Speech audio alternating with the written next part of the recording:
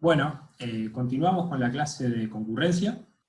Nos quedan ver las posibles soluciones que vamos a tratar de aplicar para el problema que habíamos definido, ¿no? El problema era la condición de carrera, y una de las formas, o un requerimiento que podríamos aplicar para resolverla era la mutua exclusión, ¿no? Entonces, utilizando la mutua exclusión como requerimiento, con estas soluciones, vamos a tratar de resolver el problema de la condición de carrera para procesos, hilos o cualquier ejecución concurrente en el que haya recursos compartidos, ¿no? La vamos a clasificar en tres categorías, digamos, tres tipos, no sé exactamente cómo decir, categorías puede ser. Soluciones de software, de hardware y de sistema operativo.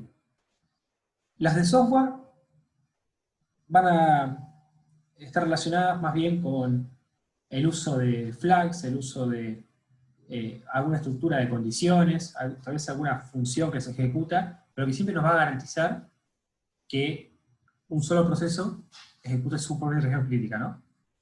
Las del hardware requieren o deshabilitar interrupciones, que vamos a ver el caso particular, o algunas instrucciones especiales que tienen que ser provistas por el proveedor de hardware, que no pueden agregarse porque sí, por ejemplo, en el chip que yo tengo en mi computadora, sino que tienen que venir ya definidas y listas para utilizar. Y después las del sistema operativo, que no son de software, porque las de software implican código de usuario. Las del sistema operativo son herramientas que provee el sistema operativo para resolver este problema. Son similares a las de software, pero van a resolver cuestiones o desventajas que presentan las primeras, ¿no? Bueno, vamos a arrancar con la primera solución de software.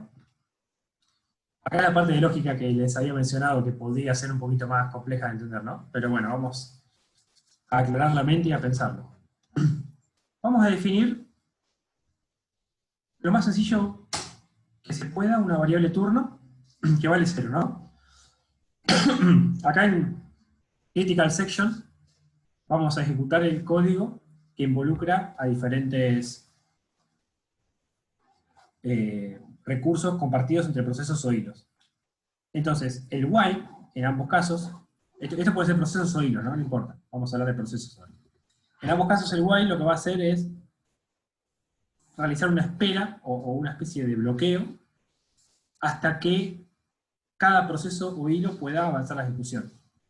Entonces, si comenzamos la ejecución, no tengo dos procesos, como el ejemplo, y el turno está en 0, digamos que los dos procesos llegan al while. Uno primero, otro después, no importa, pero los dos llegan a esa línea. Este while va a mientras se mantenga true, que quiere decir que mientras el valor que yo tengo acá sea distinto a 0, no va a hacer nada. Cuando el valor sea igual a 0, esto va a dar falso y va a salir. Fíjense que el punto y coma está acá, o sea que la sentencia while termina acá. Y después sí continúa el resto de la sesión crítica. Lo mismo de este lado. En este primer approach, digamos, en esta primera instancia, en este primer intento de aplicar una solución al problema de la condición de carrera usando una variable global como solución de software, podríamos decir que solucionamos el problema, porque tengo un turno en el que uno solo de los dos procesos va a poder entrar, en este caso va a ser el proceso 1 el que entra, porque esta condición va a ser falsa. Como 0 es distinto de 1, esto va siempre true, y como va true se queda acá, en este while. No estoy mostrando con el pointer, me parece. Ahora sí. Ahora sí. En este caso, este while se va a ejecutar una sola vez porque como turno vale 0, 0 distinto de 0 falso, continúa la sección crítica. El proceso 0 va a ejecutar su sección crítica, va a ejecutar todas las instrucciones, o mejor dicho, las sentencias en esta sección, y vamos a suponer que ni bien termina, ya directamente avisa que finalizó. El avisar que finalizó es simplemente decirle a otros procesos que la sección crítica está libre, que pueden ellos ejecutar su sección crítica porque el proceso 0 ya terminó. Entonces lo que hace es cambiar el valor del turno a 1, diciendo, ok, yo ya terminé, ahora el turno vale 1. En ese momento, cuando uno cambia valor a 1, recién ahí el proceso este va a poder superar la sentencia del while. porque antes se iba a quedar acá, esperando. Si por alguna razón el proceso 0 entraba al while, ejecutaba su sección crítica, y en algún punto dentro de la sección crítica se bloqueaba, o era expulsado del CPU, y se asignaba CPU al proceso 2, el proceso 1 no iba a poder nunca pasar este while. Ahí asegurábamos que mientras el proceso 0 no termine su sección crítica, no iba a poder ejecutar el proceso 1. Recién cuando el proceso 0 termina la sección crítica, que sabemos que después de esto los recursos van a quedar en un estado consistente, van a terminar todas las instrucciones, ahí sí se le permite al proceso 1 ejecutar. Y acá lo mismo, de este lado cuando el turno pase a 1, va a salir del while, va a ejecutar su sección crítica, y va a pasar el turno a 0, ¿no? Para darle la posibilidad de ejecución al proceso 0. Hasta acá parece que está todo perfecto. O sea, semejante problema que describimos todo este tiempo tiene una solución muy sencilla. Pero esto tiene una desventaja. ¿Cuál creen que es esa desventaja? Si la ven. El proceso 0 siempre tiene que estar primero y el proceso 1 tiene que esperar al 0. Y además es solamente para 2 procesos, más lo que yo veo, ¿no? Bien. Claro, tendrías que codearlo un montón de veces. Bien, bueno. Primero que, así como está, no está escalado. Supongamos que lo podemos escalar y poner n procesos, ¿no?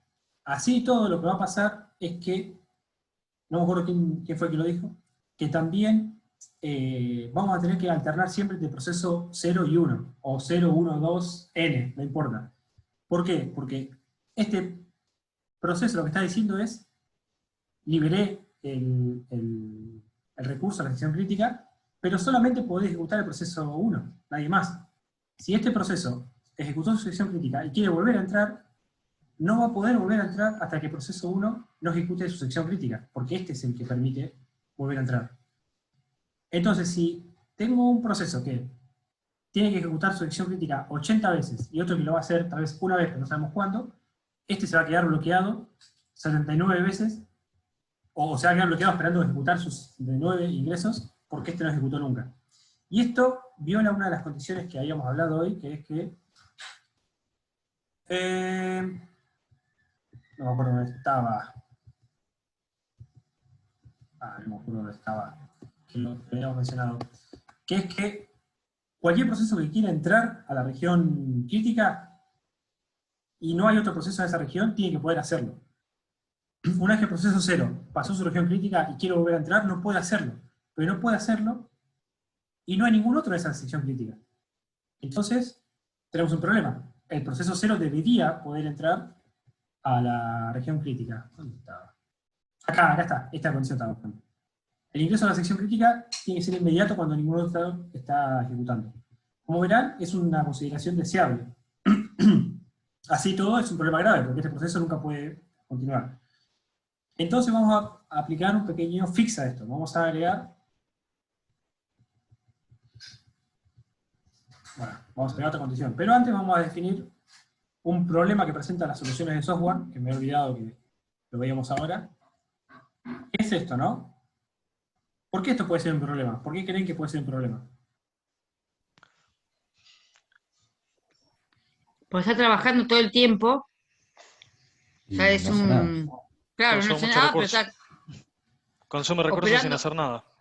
Claro, ocupa la CPU. Exactamente, como ocioso. todos dijeron, está utilizando tiempo de CPU para preguntar por una condición. Todo el tiempo preguntando una condición y no hace nada útil. Entonces se queda bloqueado en ese lugar. En realidad no bloqueado, sino como que iterando sobre lo mismo y no permite que otros procesos usen la CPU. Ya esto de por sí, podríamos decir que no es tan bueno, ¿no? Dejar que un proceso se quede en la CPU preguntando todo el tiempo a ver si puede hacer algo. Si en algún momento se enfrentan a un programa, en la vida laboral ya, más allá de la facultad, y se encuentran con una situación por el estilo, mírenlo 2 o 3 veces a ver si encuentran algún tipo de forma de hacerlo distinto, porque como bien dijeron, no es una solución óptima. Hay casos que no queda otra, pero la mayoría se podría rediseñar o repensar. En este caso, el concepto de espera activa es una técnica en la cual el proceso o hilo evalúa si una condición es cumplida o no todo el tiempo, y para eso necesitaba estar usando unidades de tiempo de CPU. Ya necesita que se le asigne a la CPU y está preguntando todo el tiempo por algo para recién poder continuar. No es tan bueno como decía, ¿no? Y por eso dice acá la mayoría de los casos, porque hay casos en que o no hay otra forma de hacerlo, o casos en donde realmente es la solución correcta, pero son casos específicos. En general, si se puede evitar, hay que evitarlo. ¿Por qué se considera mala práctica? Primero porque no importa cuántas veces yo pregunte por la condición, si la condición va a cambiar por una entidad externa, no tiene sentido que itere 1, 5 o 800 veces. Recién voy a poder avanzar cuando ocurra el evento externo. Entonces tal vez tendría que tener otro sistema en donde a veces me avise, che, pasó esto, y recién ahí poder yo avanzar. No estar preguntando, che, puedo, che, puedo, che, puedo. Porque si no, tiene muchas desventajas. Primero, la performance. Segundo, que ocupa recursos a otros procesos o hilos. Tercero, que es totalmente inútil, en el sentido de que hasta que no suceda justamente eso, no va a poder avanzar. Bueno, ya de vuelta, estoy repitiendo lo mismo, pero el segundo punto dice que no es procesamiento útil. Y claro, porque hace siempre lo mismo. Y sabemos que siempre va a dar falso o verdadero en este caso, para que se quede siempre ahí, porque la condición es externa. El proceso no puede cambiar ese estado. Tiene que esperar que pase algo que le permita recién avanzar. Entonces, como regla general, vamos a tratar de evitar la espera activa, a menos que no quede opción, ¿no? Pero en lo posible la evitamos. Eso nos lleva a al siguiente slide. Les voy a recordar que en las soluciones de software es muy difícil no usar la espera activa, porque son las herramientas que tenemos como desarrolladores de aplicaciones nosotros. Imagínense que estas soluciones tienen que venir dadas por los desarrolladores de aplicaciones, no por los desarrolladores del sistema operativo. Entonces son herramientas, o son métodos o aproximaciones que podríamos nosotros escribir en el TP de la materia, por ejemplo, para tratar de evitar la condición de carrera. Entonces probablemente terminemos usando espera activa cuando tenemos más herramientas. Vamos a tratar de resolver el caso anterior. En el caso anterior, el problema que encontrábamos era que sí o sí había que alternar uno y uno. Yo ahora quiero resolver eso y quiero que cualquiera de los dos, si quiere entrar de vuelta, pueda hacerlo de forma indefinida, pero que avise cuando sale para que el otro pueda entrar. Entonces vamos a definir un array de dos posiciones, que lo llamamos flag en este caso, lo inicializamos a los dos con falso, y vemos la ejecución, ¿no? Supongamos que ejecuta este primero. Este pregunta, mientras que el flag sub1 sea verdadero, no hago nada. Como sea falso, avanzo. Como es lo primero que ejecuta, pregunta por el flag sub1, que es este valor, es la segunda posición del array. Y como es falso, no se queda iterando, avanza. Cuando avanza, lo que hace es avisar de que está entrando a la sección crítica. O sea, este flag va a indicar cuál proceso, en la posición que esté, está en la sección crítica. Entonces, cuando un proceso va a entrar a ejecutar, tiene que poner su flag en true. En este caso, como este proceso 0 preguntó primero, el proceso 0 preguntó por el flag del 1, ¿ven? Preguntó por el flag de este. Proceso 1, ¿estás en sección crítica? No, falso. Entonces, yo entro a la sección crítica. Entro yo a la sección crítica y la ejecuto. Cuando esté ejecutando el proceso 0 a la sección crítica, si el proceso 1 quiere entrar en el while, va a preguntar por el while, va a preguntar en el while por el flag del proceso 0. Este valor era falso inicialmente, pero acá fue pisado con true.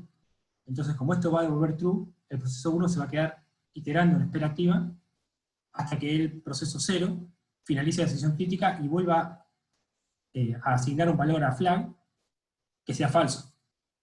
Cuando el proceso 0 finalice su sección crítica y asigne el valor falso a la posición 0 del array, recién ahí el proceso 1 puede avanzar. Y cuando avance, va a poder asignar el valor propio en true, y va a impedir que el proceso 0 u otros procesos, si tuviésemos más posiciones, puedan ingresar.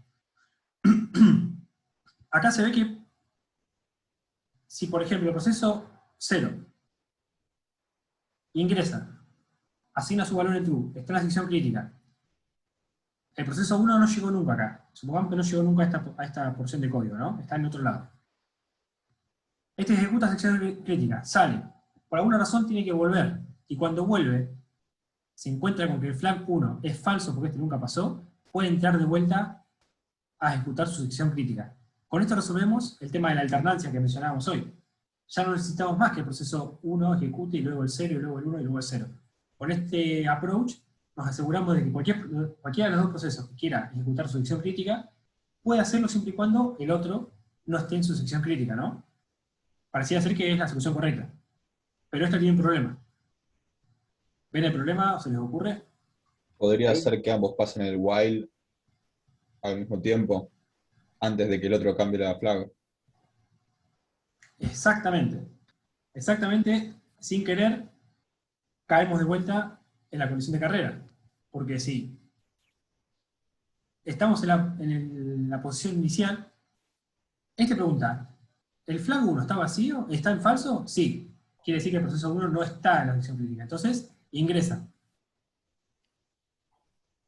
Y no llega a ejecutar la asignación del flag en true, porque se interrumpió acá, como vimos antes, se interrumpió entre el while y el grabado en memoria de este valor, en esta variable, ¿no? Nunca le puso true. Y justo de casualidad, llegó el proceso 1. Che, el flag del otro proceso, ¿está en falso? Sí, en memoria está en falso. Este ya lo tiene capaz que en true el registro, como vimos antes, pero no está en memoria. Como este lee de memoria, entra. Cuando este entra, le puso el flag en true y ejecutó la sección crítica. Se interrumpió acá por alguna razón, vino a este, puso su flag en true, y nos encontramos con que los dos están ejecutando la sección crítica al mismo tiempo. Fallamos en la mutua exclusión. Logramos que dos procesos ejecuten una porción de código que no debería estar ejecutando de forma concurrente. Entonces, en el afán de solucionar el problema de esta situación, agregamos otro que es que no garantizamos la mutua exclusión. ¿Se entendió? Sí. Yo ahí tengo Esto- una pregunta, Fede, sí. tengo dos preguntas. Si tuvieras, no sé, 10 procesos que tenés que preguntar por 10 condiciones en los while, y la segunda es, ¿qué pasa si...? Sí, decime. Y la segunda es, ¿qué pasa si tenés procesos que se crean en tiempo de ejecución? Vamos a suponer que tengo, ya de antemano ya conozco que hay 10 procesos, ¿no? Ya sé que hay 10 procesos. Entonces, sí, hay que preguntar por las 10 condiciones. Hay que preguntar, mientras este esté en 0, y este esté en 0, perdón, mientras este sea falso, y este sea falso, y este sea falso, y todos sean falsos, que no haya ninguno solo que haya entrado, recién ahí podés entrar. O sea que acá habría que expandir este while, ¿no? Y si tenés varios procesos que se van creando de forma dinámica, yo creo que la segunda pregunta tiende a no saber nunca la cantidad de procesos, ¿no?, que vas a tener. Claro, exacto. Podrías generar, si querés, una estructura tipo lista, en donde vos generás una lista con todos los procesos y cada proceso indica su estado en esa lista, y entonces vos en el while llamás a una función que se encarga de chequear todas las variables que fuiste creando de forma dinámica, que van a cumplir el mismo objetivo que este, pero que van a tener un Ok. tamaño indefinido. Claro, está bien. Eso se puede solucionar de esa manera. El problema es que te puede pasar lo mismo, porque cuando llegues acá, si se interrumpen todos en el do nothing, puedes tener n procesos ejecutando su sección crítica al mismo tiempo. O sea, al mismo tiempo, no exactamente, pero de forma concurrente. Al fin y al cabo no pudiste garantizar la mutua exclusión, ¿no? Pero sí, esto se extrapola a n procesos. Lo hacemos con 2 para hacerlo sencillo, pero si lo piensan con n, lo van a poder plantear igual, digamos. Sí, con N procesos o con 10 o lo que sea, es mucho más grave, mucho más probabilidad de que ocurra esto. Exacto. Como hoy Esteban, creo que había creado 3 hilos y 100.000 ciclos por cada hilo. Si aumenta la cantidad de ciclos o aumenta la cantidad de hilos, aumenta indefectiblemente la posibilidad de que esto ocurra, ¿no? Y obviamente si hay más procesos, hay más chances de que 2 coincidan en la sección crítica. Entonces, bueno, en el caso 1, sí o sí necesitamos alternar. Acá resolvimos la alternancia, pero no estamos garantizando la mutua exclusión. Tenemos que hacer algo más. Vamos a hacer un pequeño cambio, a ver si se nota acá.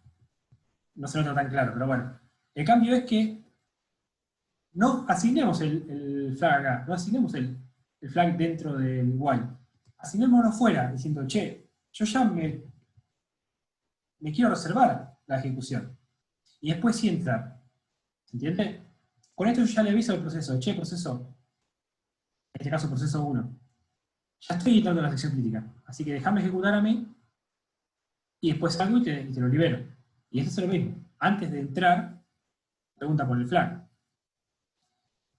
Acá pareciera que lo soluciona, ¿no? Pues yo digo, che, mirá, entro a la región crítica, como vos no estás en la región crítica, porque yo acabo de entrar, esto da falso, entonces ejecuto lo mío, y ahí sí, te libero el while en el que vas a estar trabado, te permito continuar a partir de acá. ¿Qué problema le ven a esta solución? Vi que si se frenan Un entre deadlock. flag y while, se interrumpe en ambos, puede en algún momento tener true los dos y no entrar nunca a ninguno de los dos. Claro, entonces vamos a encontrarnos acá con una situación que vamos a analizar en la clase que viene, que es el deadlock. Los dos procesos se van a quedar acá, eventualmente, ¿no? O sea, podrían, mejor dicho, quedarse en el while. ¿Por qué? Porque se ejecuta esto primero, se interrumpe por alguna razón, se ejecuta esto después, se pregunta por el flag de 0. El flag de 0 ya fue guardado en true, entonces no puede avanzar. Y como no puede avanzar, se queda acá. Y este otro va a preguntar por el flag en 1 que también estaba en true, y se queda acá.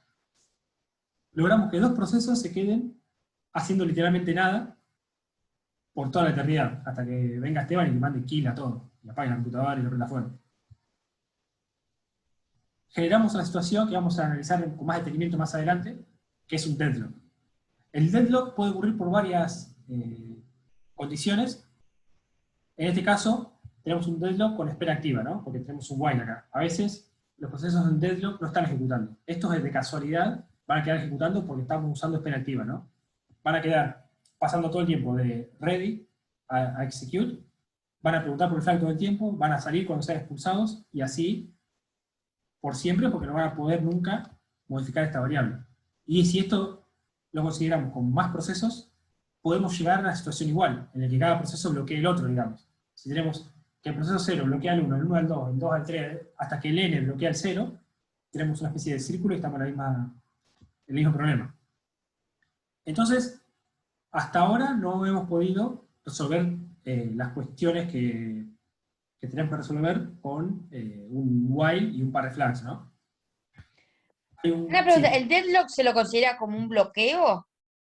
el deadlock es un bloqueo, sí. Bien, gracias. No estrictamente un bloqueo de procesos bloqueados, aunque después vamos a ver que Sí. están ligados, sino un bloqueo... Como que se bloquea el código, o sea, no avanza, se bloqueó ahí, digamos. Exactamente, es un bloqueo de forma más general. Hay un bloqueo en el que los procesos entre sí están en un punto de ejecución con ciertos valores en un momento dado, en el que ninguno puede avanzar porque espera una acción del otro. A veces hay bloqueo literalmente porque pasaron la cola de bloqueados, y a veces no, como es este caso. En este caso, están bloqueados esperando una acción del otro. Igual de vuelta, vamos a ver deadlock en profundidad en la clase siguiente, cuando la tengamos de teoría. Así que ya vamos a dedicar tiempo. Pero bueno, en el afán de resolver el problema, ahora tenemos un deadlock. Vamos a otra posible solución. Esta solución, fíjense que el código cómo se va complejizando. El código era sencillo al principio. Teníamos esto y decíamos, con esto está todo bien. Y ahora tenemos un choclo con un while, con un delay, y no sabemos todavía si esto va a funcionar. Acá vamos a tratar de evitar que se bloqueen los dos, que se bloquee uno y después el otro, ¿no? Vamos a ver si podemos lograrlo. Este dice, voy a entrar a la sección crítica. Y entra. Cuando entra le pregunta al proceso 1. ¿Proceso 1 está en la sección crítica? Este por ahí no ejecutó, entonces no está. Pero antes de continuar, porque si veíamos este caso, no funcionaba, por lo que dijimos que se quedaban los dos bloqueados, este por las dudas dice, che, no, me voy a desbloquear. Me desbloqueo y espero, ¿no? Porque ahora el proceso 1 no está... Perdón, está bloqueado. El mismo está bloqueado. Y si acá el proceso 1 está bloqueado, quiere decir que estamos los dos en una especie de deadlock que mencionamos recién. O sea, con esta condición estamos tratando de evitar el hacer nada. En vez de hacer nada, vamos a tratar de tomar alguna acción para evitar este bloqueo que teníamos recién. Entonces, ok, si el proceso 1, si yo entré acá y el proceso 1 me dice true, significa porque estamos los dos en la acción crítica. Yo le voy a decir que no estoy en la acción crítica, espero un tiempo determinado, que puede ser un random y un sleep con un random adentro de unos milisegundos o lo que sea, y después sí le voy a decir que estoy en acción crítica. Y pregunto de vuelta, ¿cuál es la idea detrás de esto? Es permitirle al otro proceso que si sabiendo que los dos tenemos el flag en true en este momento, porque si este proceso puede entrar acá, o este otro puede entrar acá, significa que los dos tenían el flag en true, o sea, los dos ya habían ejecutado esta instrucción como mínimo. Cuando uno entra acá, trata de ser cortés y decirle al otro proceso, ok, mirá, me acabo de enterar que estás en la acción crítica, te dejo el lugar, y después te la pido de vuelta. Y espero que cuando te la pida, esto ya sea falso. Así yo puedo continuar.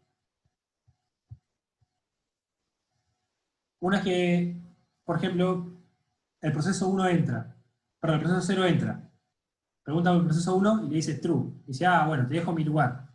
Espera, se le asigna, a sí mismo se asigna el valor true como que bloquea, y le pregunta de vuelta al proceso 1. ¿Terminaste? Supongamos que dijo que ya terminó porque pudo ejecutar esa instrucción. Ahí recién el proceso 0 ejecuta su decisión crítica. Y recién ahí le va a avisar al proceso 1 que su flag está en falso para que pueda continuar. Si eventualmente el proceso 1 entró a ejecutar, esto iba a ser true hasta este momento. En este momento pasó falso. Y con esto nos estamos asegurando de que no haya un deadlock. ¿Se entiende? Antes no hacíamos nada acá, en este while. Ahora expandimos este while, abrimos un bloque de código entre las llaves, y estamos tratando de ceder el lugar al otro, ¿no? Este código tiene un problema. ¿Saben cuál es el problema? ¿O lo ven? Que ambos dejen pasar al otro constantemente y que ninguno nunca pase. Exactamente, exactamente. Se puede dar la situación que los dos se queden permitiendo el paso uno al otro, que los dos pregunten, que los dos digan true, true, y pregunten de vuelta y vuelvan a ejecutar, y por alguna razón este delay siempre sea el mismo, y siempre se estén cediendo el paso uno al otro, ¿no? Esto es el... Bueno, pero sí, se supone que el delay, dijiste que tiene una función random adentro, así que sería exacto, una posibilidad muy pequeña. pero existe. ¿Se Ok. entiende? O sea, si vos estás programando el código para aterrizar un avión, como decimos siempre, o de un respirador artificial, a veces esa posibilidad tiene que ser 0. Tenemos que asegurarnos que sea 0. Con esto, por ahí, reducimos muchísimo la posibilidad de ocurrencia, ¿no? Porque tiene que ser que justo estos dos procesos que manejan estas mismas variables estén ejecutando la misma sección de código en el mismo momento en un sistema en el que hay muchos más procesos, y a su vez le ponemos un random como un sleep para que sea todavía más improbable que suceda. Pero con eso no garantizamos que no suceda. Si existe la posibilidad de que suceda, ya nos sirve como solución. No estamos dando una solución para la mutua exclusión. Estamos utilizando tiempo de CPU en lo que los procesos no hacen nada útil, digamos. Esta situación, que es similar, como decía, a la situación en donde uno le dice a alguien, cuando está en la parada de colectivo, subí vos, y te dice, no, subí vos, y decís, no, pero subí vos, y subí vos, y nos quedamos así parados mientras el colectivo hizo 20 vueltas. En sistemas operativos lo llamamos live lock. Es una situación en la que dos o más procesos continuamente cambian su estado en respuesta a cambios en los otros procesos sin hacer ningún trabajo útil. Como que yo cambio mi estado en respuesta al cambio del otro, y el otro hace lo mismo, y vamos cambiando el estado todo el tiempo. Y culpa de ese cambio de estado no avanzamos. Entonces quedamos bloqueados, pero haciendo algo. La diferencia con el caso anterior es que se quedaban bloqueados y realmente no cambiaba el estado del proceso, simplemente preguntaba por la variable. Acá sí estoy cambiando, estoy cambiando el flag y demás, pero así todo me pude llegar a una situación en la que ninguno de los dos puede avanzar del while. Bueno, acá estaba el caso y la definición. Situaciones en donde Una los dos pregunta. vamos. Sí. Cuando dijiste que ambos pueden llegar a que casualmente el delay random sea de la misma espacio, entonces justo van a preguntarse al mismo tiempo, pero sería que se preguntan una sola vez, porque después cuando vuelve el delay pasa a ser random otra vez y menor incluso la posibilidad de que vuelva a ser el mismo delay, ¿no es así? Sí, igual no importa el delay, lo que importa es que si por alguna razón se interrumpen y los dos terminan pasando el flag a true de vuelta, antes de que el otro pregunte, podés llegar a la misma situación de siempre. O sea, si cada proceso llega a esta línea, al while flag 1 o el while flag 0, y el flag 1 o 0 vale en true, va a entrar de vuelta al while. ¿Se entiende? O sea, puede pasar que un delay sea menor que otro y demás, pero si eventualmente da la situación muy improbable, pero no cero, no nula, en el que los dos ejecuten esta instrucción y después los dos pregunten por el while, se quedan siempre acá. El proceso 1 acá y el proceso 0 acá. ¿Se entiende? Yo acá les concedo el hecho de que es muy poco probable que esto suceda más de, no sé, 3 veces seguidas en un mismo sistema. Pero el hecho de ya de que suceda implica que esto no es una solución óptima. O sea, ya abre la puerta para que esto pueda ocurrir. Y si puede ocurrir, no es solución. Esa ¿Entendió? es el posible live lock. Antes en el deadlock habías dicho que era un procesamiento inútil, creo que habían dicho algo así como que si estaba procesando algo, nada, que en realidad no se estaba procesando. Sí, ahí, en este, como que no se hace nada, entonces es un procesamiento inútil, algo así, o no útil, no sé cómo lo dijeron. Y en este, porque ahí no hace nada, pero en el otro, en este, está cambiando la flag, está trabajando algo. A mí particularmente me parece inútil, porque no sé, pero en realidad lo está usando, no es que está solamente en la CPU. En realidad, la diferencia entre uno y otro es que en el deadlock, el proceso no puede cambiar más su estado y no lo cambia, simplemente está bloqueado a la espera de un evento. Acá sí está haciendo procesamiento inútil, como dijiste, y se queda todo el tiempo acá, pero este proceso no cambia su estado. El flag 0 no lo puede cambiar. Se queda acá en este while por siempre. En el caso del live Sí, lock, un proceso hace algo. responde al cambio de estado de otro capaz. Y se van, y tiene una interacción, pero esa interacción también genera procesamiento inútil, porque se quedan cada uno ciclando su while por tiempo indefinido. La diferencia es que, en este caso, el proceso no cambia su estado, y en este sí cambia su estado. En ambos casos hay un bloqueo. Una aclaración, o sea, el procesamiento útil para el proceso sería el código de la región crítica, es cuando hace lo que tiene que hacer. Todo el resto es basura, digamos, resumidamente. Bien, a eso me refería yo también, ¿eh? O sea, ¿a qué se consideraba? Porque en realidad está haciendo algo, pero para mí me resulta, o sea, inútil si que se está cambiando como, no sé, cosas del lugar nada más, no sé, sin hacer nada. Todo el código de ingreso, todos esos while que estamos poniendo tienen que ver con garantizar la mutua exclusión, pero no tiene que ver con la lógica de negocio del proceso que nunca fue pensado para hacer eso. Entonces, tanto en un while, el que generaba un deadlock a través de una espera activa como el otro, como el que genera un live lock, en ambos casos es procesamiento no útil porque no está haciendo lo que se pensó, que va a empezar cuando esté en la región crítica. Claro, bien, perfecto. Estaba buscando, pero no tenía el caso, pero recuerden que desde acá hasta el final, lo único que nos importaba, como dijo Esteban, es esto. El resto eran estructuras o variables para tratar de garantizar la mutua exclusión. Y la fuimos complejizando hasta llegar a esto, que hasta el momento tampoco nos garantiza que funcione correctamente, ¿no? Acá en la definición, sí. De los 4 ejemplos, podemos repasar. El primero tenía espera activa y mutua exclusión tenía. Sí. El segundo ejemplo, Perdón, el primero tenía espera activa, mucha sí. exclusión, pero tenía la desventaja de que sí o sí había que ejecutar de forma intercalada. Alternada. Sí o sí, alternada, exactamente. Uno primero y otro después, porque este Claro. le permite el turno al proceso 1 y este al proceso 2. La condición que no se cumple acá es que cada proceso debería ser capaz de ejecutar su acción crítica si nadie está ejecutando. Pero acá sí o sí necesita el proceso 0 que el proceso 1 ejecute. ¿Se entiende? Esa es una de las Claro. desventajas que tiene. El segundo tenía espera activa, pero no tenía mutua exclusión. Exacto, acá no garantizamos la mucha exclusión.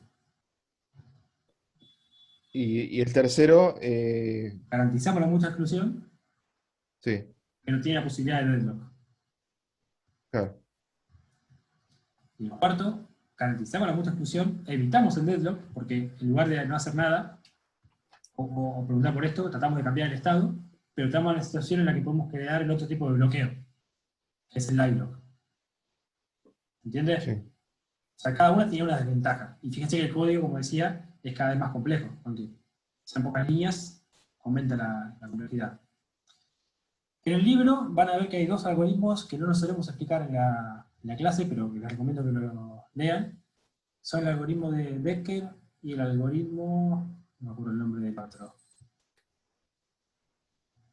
No me acuerdo. Creo que está acá en la- Peterson o algo así. Exactamente, es el mismo. Y creo que están, acá está, de Peterson, exactamente. Peterson. Bueno, estos dos algoritmos que están descritos en el libro son muy similares a este último estado en el que estamos parados. Lo que van a hacer es tratar de evitar el live lock este. O sea, los dos evitan el live lock con diferentes estructuras, que son sencillas de mirar. Es casi todo lo mismo, con la diferencia que tiene otra condición en el while para que no se dé el live lock. Y ya. Estas sí garantizan la mutua exclusión. No las explicamos porque no las tomamos, solamente le pedimos que sepan que existen, y que tienen que ver con este tipo de lógica, ¿no? Cómo está pensado acá. Cómo podemos ir planteando posibles variables globales, posibles ciclos, para hacer chequeos periódicos. Las principales desventajas, como hemos visto, de estas soluciones, es que primero tenemos overhead, por la cantidad de espera activa que va a haber, cantidad de instrucciones que tienen que ejecutarse solo para preguntar si un estado ya cambió y hacerlo de vuelta. Y es propenso a errores por esto que dijimos, porque es muy difícil tal vez garantizar que no ocurran deadlocks o live locks, o incluso no podemos garantizar mucha exclusión si lo hacemos mal. Ahora, ¿se pueden aplicar soluciones de software para el problema de la condición de carrera? Sí, se puede. Se puede aplicar el algoritmo de Decker, se puede aplicar el algoritmo de Peterson, debe haber más algoritmos nuevos ahora, la verdad que no estoy al tanto de las novedades respecto a esto, pero sí se puede. La desventaja es que siempre, o casi siempre, implica espera activa, y que si está mal programado, es altamente propenso a errores. Recuerden que este código tiene que ser escrito por desarrolladores de aplicaciones. O sea que nosotros, si nos entramos a encargar nosotros como desarrolladores de evitar que esto pase, tenemos que ser muy precavidos. ¿Hasta acá? ¿Se entendió alguna duda? Vamos a pasar a la siguiente sección, categoría, digamos. No estoy leyendo el chat, Esteban. Confío en vos para eso. Confía. Genial. Bueno, la segunda categoría son las soluciones de hardware. Entre las soluciones de hardware habíamos mencionado dos tipos. Una era deshabilitar las interrupciones y la otra era utilizar instrucciones especiales provistas por el proveedor del hardware, provistas por el proveedor de los procesadores, digamos. Este approach es bastante sencillo de entender. Básicamente, lo que vamos a hacer es, entramos en un ciclo, deshabilitamos las interrupciones, porque si deshabilitamos las interrupciones, ejecuto mi sección crítica, y cuando termino de ejecutarla, las habilito nuevamente, y listo. Como dijo Esteban hace un rato, si no hay interrupciones, puedo ejecutar como si nada, como proceso, hasta que termine, y cuando termino las habilito de vuelta. Es buenísimo. Es decir, como proceso yo llego hasta un punto y digo, ok, ahora quiero deshabilitar las interrupciones. Ejecuto mi sección crítica y las habilito nuevamente. parecía que no hay problemas, porque ninguna instrucción debería ocurrir en ese instante de tiempo, justamente porque las deshabilité. Entonces, como no va a haber instrucciones, no me van a desalojar. Como no me van a desalojar, voy a poder ejecutar todas las instrucciones de assembler que correspondían a la decisión crítica, y no va a quedar el recurso en un estado inconsistente. Esto tiene algunas desventajas, ¿no?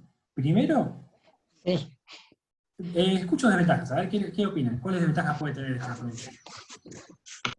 Esa si de ser querés- Dale, a ver, no sé contestar. Yo ya hablé bastante hoy. Dale, dale. Lo que dice deshabilitar las interrupciones, que por lo que vi es todas las interrupciones. Es como que lo deja medio endeble o sea, a todo, o sea, el proceso, ¿no? No solamente a la parte crítica, no sé, me parece que son alertas las interrupciones también, Sí, o pueden igual ser hay alertas. una aclaración, pero creo que no modifica mucho lo que dijiste.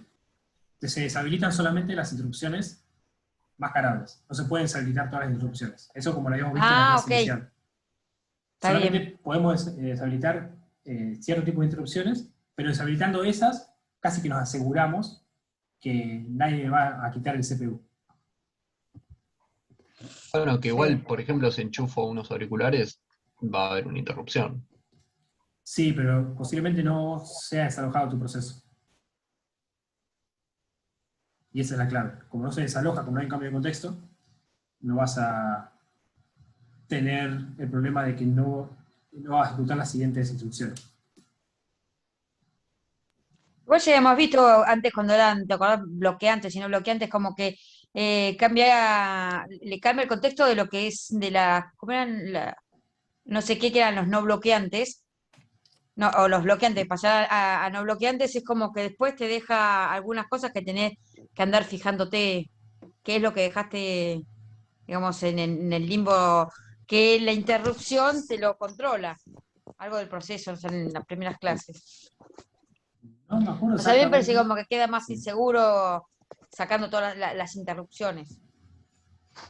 Bueno, Además de seguro o inseguro, o sea, me parece como que si se da una interrupción es por algo, o sea, es como que es importante que ocurra. Capaz, no sé si, no me acuerdo si era bloqueante o no bloqueante, la de clock, que porque se le termina el tiempo, si no tiene esa interrupción, no existe nunca, como que se puede quedar indefinidamente ahí. bueno, ese puede ser uno de los problemas. ¿Qué pasa si el sistema operativo es el que se encarga, ¿no? Por el planificador que vimos antes, se encarga de hacer, de elegir qué proceso va a ejecutar, y dice, bueno, a ver, este proceso ya ejecutó mucho, entonces lo saco de la CPU y pongo este otro porque tiene más prioridad o porque llegó o lo que sea. Si yo le quito esa posibilidad al sistema operativo, seguramente voy a degradar la performance en general, porque un proceso se metió al CPU, deshabilitó las interrupciones y se quedó ahí mientras pudo, ¿no? Ya de por sí ya parece malo eso. Y es una desventaja. Otra desventaja, no tanto por la seguridad en sí, como decía Silvina hoy, parece, que lo había dicho vos, Sí, pero me, por me refiero ejemplo, a la seguridad de cómo lo estamos manejando, como que lo dejamos liberado a que pueda pasar cualquier cosa, a eso me refería con la seguridad, ¿eh? claro, no es que pueda pasar cualquier cosa, pero hay ciertas cosas que van a dejar de ocurrir. Por ejemplo, el sistema operativo va a perder un poco el control de quién puede ejecutar lo que está ejecutando, y es darle mucho poder también a un proceso. Que un proceso pueda deshabilitar las instrucciones y ejecutar una acción crítica para después habilitarlas, es darle mucho poder tal vez. ¿Qué pasa si se olvida de habilitarlas cuando termina? Porque está mal programado, o sucede algo en la sección crítica que no tiene que ver con la sección crítica, como por ejemplo, en la sección crítica el proceso escribe una porción de memoria, pero cuando va a escribir esa porción de memoria, no lo había reservado, o hay un problema, o está mal el puntero, o lo que sea. Y el proceso muere. El proceso nunca habilitó las instrucciones de vuelta. O sea, ya tenemos posibles problemas en este manejo que son bastante delicados como para dejarlo ahí, al alcance de desarrolladores de aplicaciones. Así que bueno, una de las desventajas es que la función es de muy bajo, o sea, el deshabilitar instrucciones es de muy bajo nivel como para dejarlo en manos de un usuario. Después se degrada la performance en general del sistema, porque el sistema operativo ya no puede libremente expulsar procesos de la CPU y usar el planificador a corto plazo, como habíamos visto en la clase anterior, y la anterior también. Y otra desventaja importante es que cuando uno deshabilita las interrupciones, las deshabilita por procesador. ¿Qué pasa si tengo 5 procesadores? En donde en cada procesador ejecuta el mismo proceso, la misma sección crítica. Cada proceso va a deshabilitar las interrupciones en cada procesador porque va a pensar que con eso alcanza. Pero va a terminar pasando que los 5 procesos ejecutan la sección crítica al mismo tiempo. Recuerden que si tenemos multiprocesamiento, tenemos varios procesadores, entonces podríamos realmente ejecutar en paralelo. Es muy difícil que un proceso en un procesador pueda ser capaz de deshabilitar todas las interrupciones en los demás procesadores. O sea, ya es difícil de implementar, no hay una forma de hacerlo. Entonces, ¿resuelve deshabilitar las interrupciones el problema de la condición de carrera? ¿Y puedo generar una mutua exclusión? Sí, puedo. Me permite hacerlo. Pero tiene estas desventajas. Degrada la performance, no sirve tal vez para entornos con multiprocesamiento, donde hay más de una CPU, o si sirve, es muy complejo sincronizar la deshabilitación y las instrucciones en todo al mismo tiempo, porque aparte tiene que suceder en todos al mismo tiempo, no puede ejecutarse una instrucción más, porque si no caeríamos en el problema inicial. Y a su vez le estamos dando la posibilidad a un usuario de aplicaciones que toque cosas que no debería tocar. Y si se olvida de habilitar nuevamente, nos puede romper la performance de la computadora hasta que se apague tal vez. Bueno, ¿hasta acá una duda? ¿Estamos bien? No veo el chat, pero veo que hay mucho movimiento en el chat. Todo bien por ahí. Otra posible solución de hardware, perdón, es el uso de una instrucción especial. Cuando vimos instrucciones de assembler, vimos que una, por ejemplo, era la instrucción clear, otra la move, otra add, cosas por el estilo. Acá vamos a definir una nueva instrucción que la vamos a llamar compare and swap.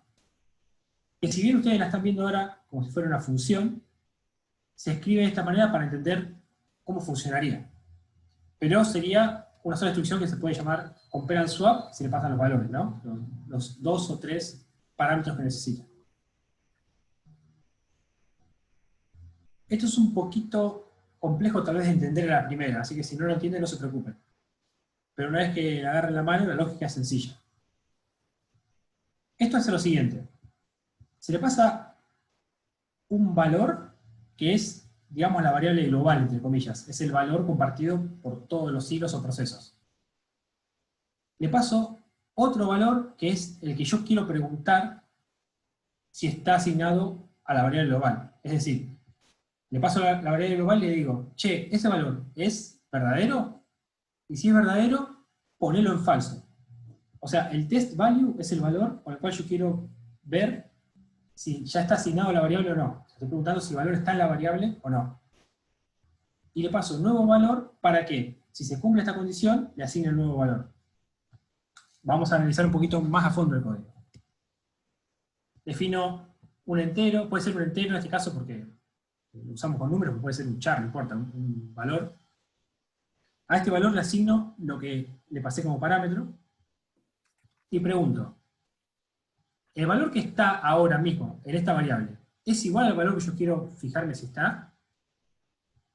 Si esto es verdadero, quiere decir que yo esperé un estado para la variable y ese estado es el que yo esperaba.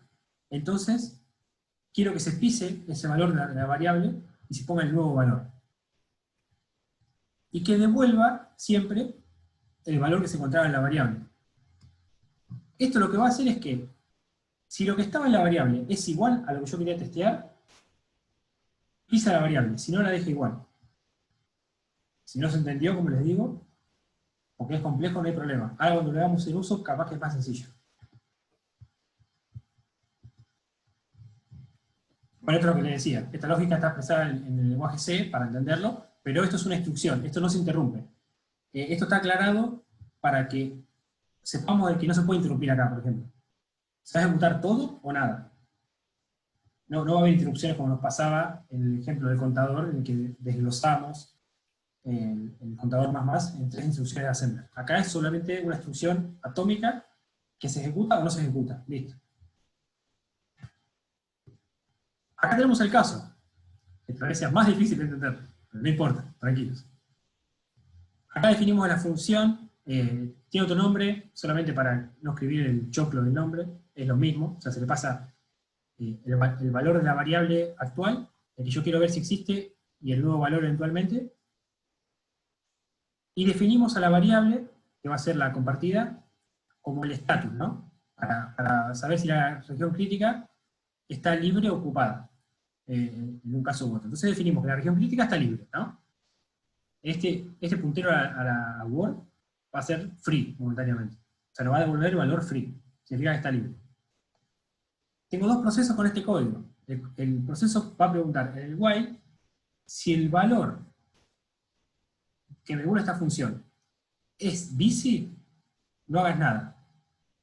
Cuando no sea busy y sea free, ejecutar la región crítica.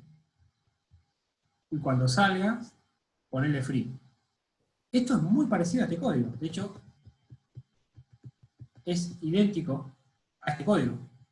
Es idéntico. Le pregunto por un valor, no hago nada. Perdón, a este no. A este. Pregunto por un valor, no hago nada. Cuando el valor cambia, ejecuto la acción crítica y luego asigno cambio el valor que tenía inicialmente. ¿Cuál es la diferencia? De que acá, como esta... Sí.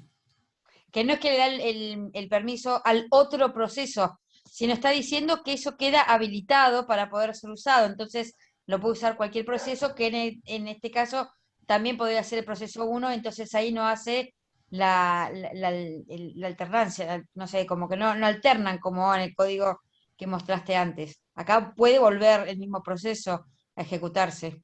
Exacto, y creo que me confundí porque yo en realidad quería mostrarles este, porque es más similar a este, pero como la instrucción se va a ejecutar o no se va a ejecutar, no vamos a tener la posibilidad de que se quede en una parte interna del compare and swap. Es decir que el que pregunte va a cambiar el estado y ya va a poder continuar.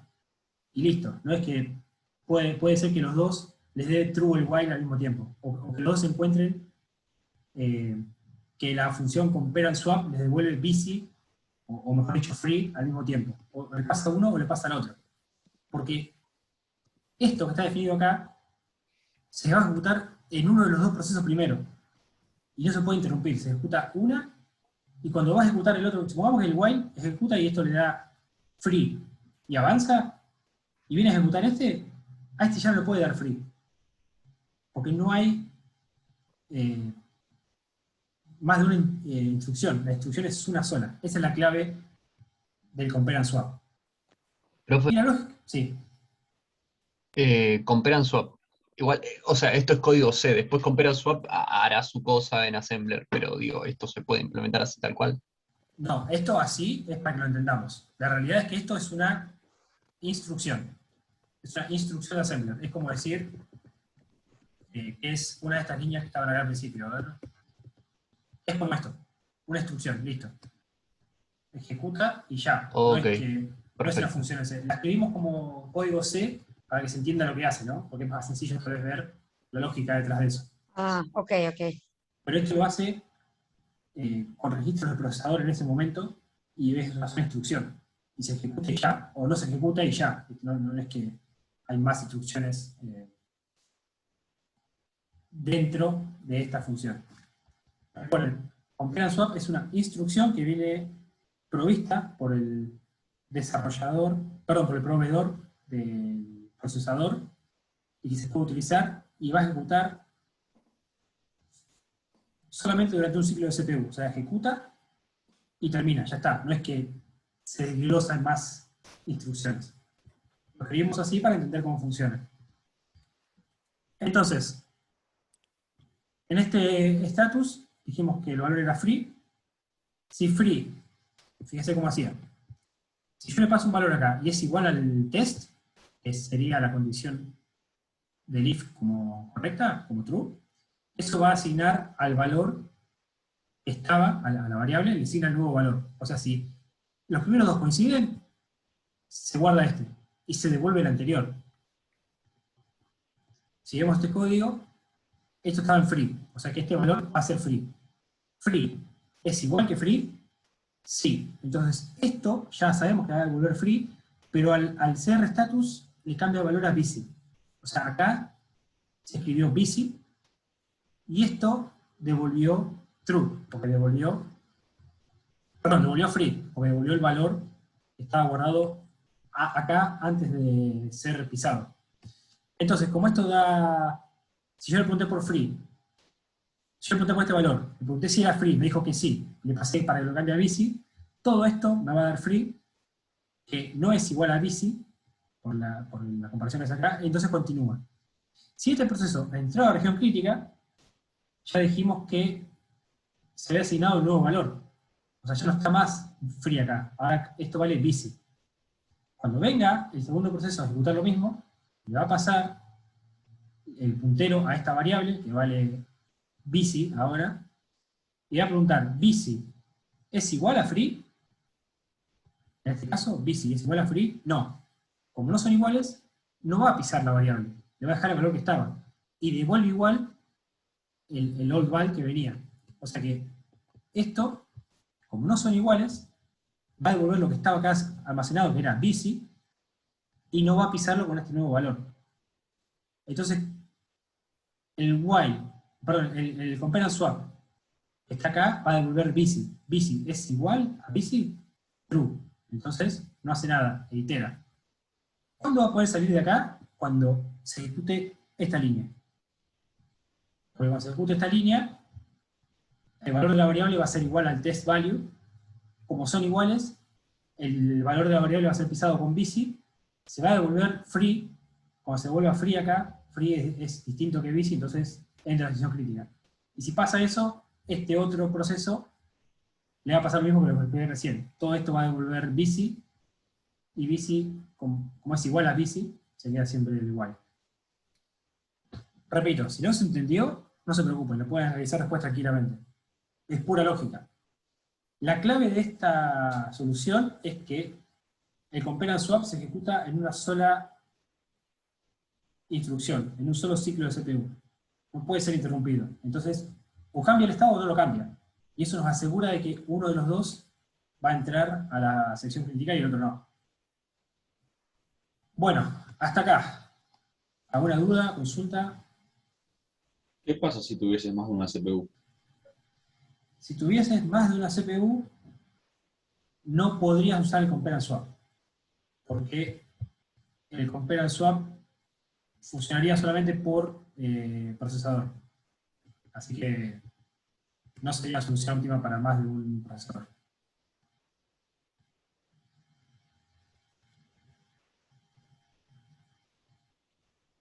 ¿Alguna otra duda? Y repito, si no se entendió, no se preocupen. Si ven el código, eventualmente le pueden sacar la... Ah, mira, acá tenía la función para no ir y venir. Bien, Esteban, no había pensado en esto. En vez de venir 20 veces, estaba rápido.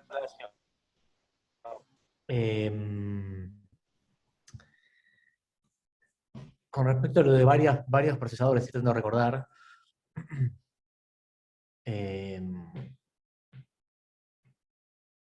Porque me acuerdo que la deshabilitación de las interrupciones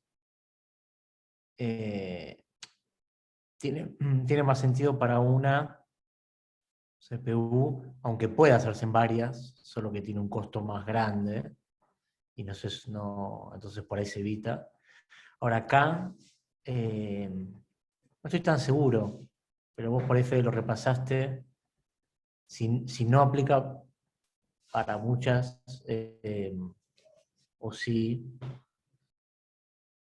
porque en definitiva está consultando un valor en memoria y cambiándolo, y el seteo en memoria RAM es un punto así de una especie de cuello botella. Pero la verdad que no, tampoco estoy seguro de si es un no rotundo. La verdad, y ahora que lo mencionás, es verdad. Si los procesadores todos tienen la instrucción, claro, porque la memoria va a estar compartida. Bueno, es verdad, retiren lo que dije. Es probable que esto funcione con muchos procesadores. Lo prefiero dejarlo como abierto como que sí, porque no recuerdo una negativa fuerte acá, ¿eh? Sí, está Sí, bien. yo creo que lo generalicé porque estaba seguro de que ninguna solución de hardware funcionaba para muchos procesadores, pero esta instrucción sí. Con la condición de que la instrucción esté soportada por todos los procesadores dentro de el mismo sistema. Eso sí es la condición. Pero claro, como este valor está en memoria, siempre y cuando se pueda acceder a la memoria no hay problema. Claro.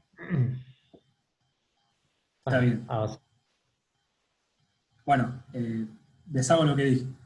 Sí funcionaría esta solución para muchos procesadores. La que seguro no funciona es la de deshabilitar las interrupciones. Porque no hay manera tan fácil de deshabilitar las interrupciones en todos al mismo tiempo. Bien, gracias por mencionar eso porque no se me ha ocurrido el caso y no recuerdo haber leído lo contrario. Así que, buen punto. Bueno, hay una solución de hardware para un caso particular. Esto es más que nada para que lo sepan, pero es para un caso muy particular. Y claro que es, por ejemplo, el incremento que queríamos hacer en uno de una variable, ¿no? Lo que hacemos acá es tener a disposición una instrucción especial que se llama Atomic Increment, bueno, otro nombre, pero la idea es que uno se asegura que el incremento que se hace se ejecuta y ya, no hay posibilidad de interrumpir este incremento. O sea, el problema que vimos nosotros con el contador más no se va a dar acá, porque esta instrucción viene dada de vuelta por el proveedor del procesador, o de los procesadores. Ventaja es que es muy fácil de usar. En lugar de llamar a contador le decimos Atomic Increment al contador y ya está. Fíjense que le pasa la dirección de memoria del contador, no el valor. Entonces va a escribir la memoria y se va a asegurar de que quede consistente la memoria. Es muy útil para, como decía, hacer aumentos básicos, pero lo malo es que se queda en eso, no sirve para otras cosas. No sirve para, por ejemplo, una operación más compleja, o escribir texto, o mantener la consistencia cuando uno está leyendo o escribiendo de buffers y comunicándose con otro proceso. Entonces, esta instrucción es útil, existe, pero solo para el caso de contadores. Y solamente para incrementar o decrementar esas variables, ¿no? Bueno, dicho todo esto, vamos a tratar de buscar qué tipo de soluciones queremos, porque queremos una solución que o no use espera activa o la reduzca al mínimo, cosa que no hacían las soluciones de software que repasamos. Que sea simple de usar y de entender, porque si bien las soluciones de software eventualmente van a funcionar, son aún más complejas que el último código que vimos, y tienen que ser implementadas por desarrolladores que tienen que fijarse que todo funcione bien y tienen que hacerlo en el lugar correcto y demás. Y por ahí es una porción de código que si uno tiene que mantener después, es bastante tedioso y puede cometer errores, puede ingresar código que genere bugs más adelante. Y a su vez, tenemos que tener de alguna manera mecanismos para coordinar esa ejecución de tareas entre diferentes procesos o hilos, independientemente si son procesos o hilos. Tendríamos que tener alguna manera de poder permitir que esto suceda sin deshabilitar las interrupciones, sin usar la espera activa, sin tener que depender si el procesador tiene o no tiene las instrucciones con pera al swap o el Atomic Increment. Y ahí es donde les podemos pedir ayuda a un tercer actor que no estamos teniendo en cuenta, que no es ni el hardware ni el software, y que va a ser el sistema operativo. Ahora, el sistema operativo, ¿qué puede ofrecer? Por ejemplo, un semáforo. En esta última categoría vamos a ver dos tipos de soluciones provistas por el sistema operativo. La primera son los semáforos, la segunda son los monitores. Son similares, los monitores requieren ciertas condiciones que se den, sobre todo en el lenguaje que están implementadas, pero la idea más o menos subyace dentro de lo mismo, ¿no? Le vamos a delegar cierta responsabilidad al sistema operativo para no tener los problemas estos que veníamos viendo, tanto para hardware como para software. Entonces, ¿qué es un semáforo? Básicamente es un entero. Es una variable entera que tiene la particularidad de ser, entre comillas, privada para estos dos métodos.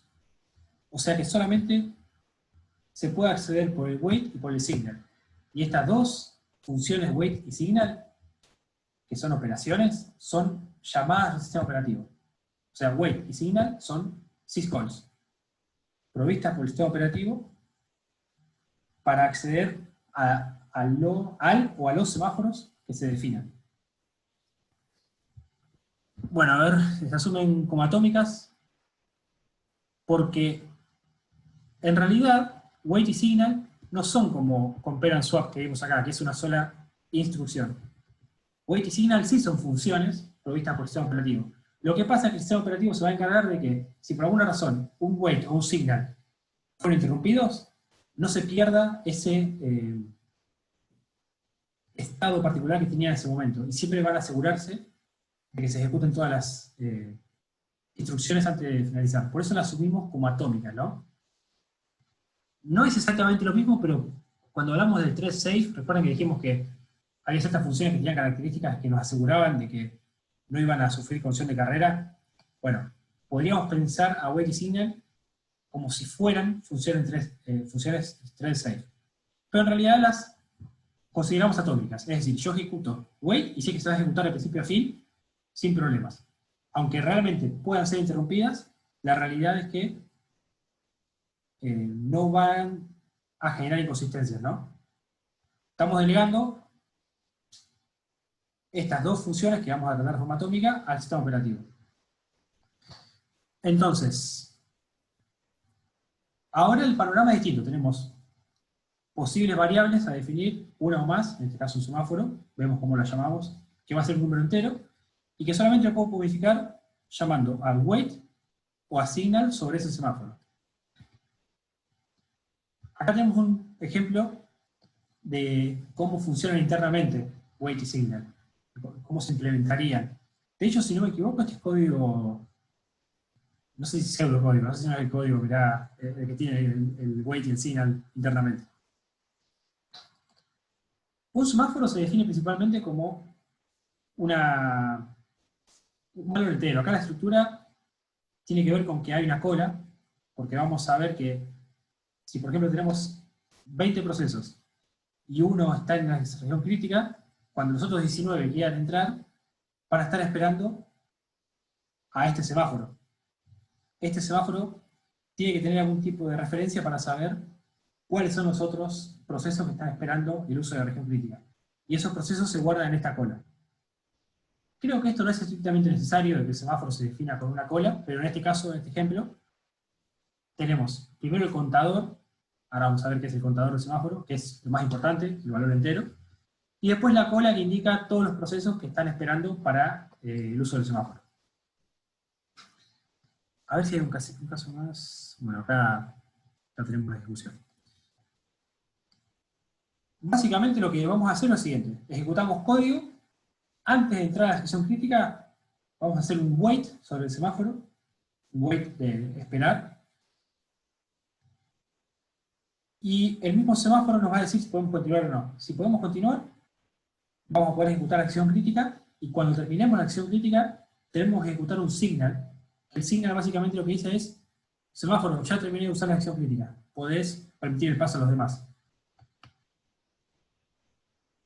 Con esto hacemos que el resto de los procesos que quieran usar el semáforo se den cuenta de que el semáforo está en uso hasta que alguien lo libere.